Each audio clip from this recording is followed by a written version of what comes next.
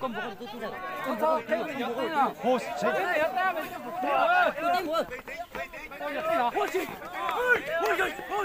Cố lên Đen ơi. Cố lên. Ơi, cố lên Đen ơi. Cố lên ơi. Cố lên. Thớt đánh thớt này ơi. Thớt Đen ơi. Ôi làm thế luôn. Cố lên Đen ơi. Cố lên. Đánh thớt Đen ơi.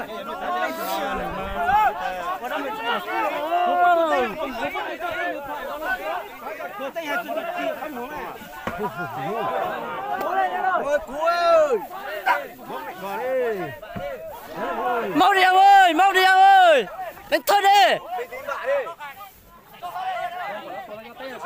Tuột tim bây giờ, mình tuột tim à. Quay xuống kìa, quay xuống đi. Chạy đi. Thôi một tí. Chạy đi. Thôi một tí thôi. Chạy đi ơi. Thôi một tí.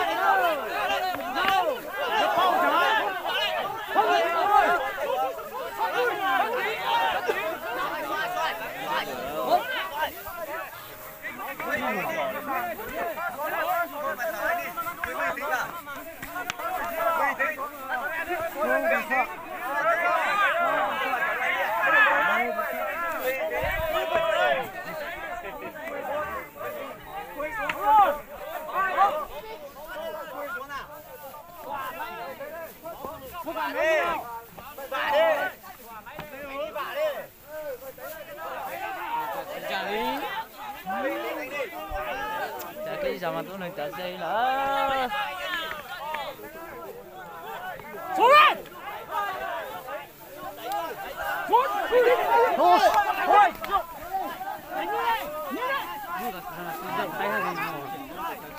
Giá tao nè. Là giá này mà.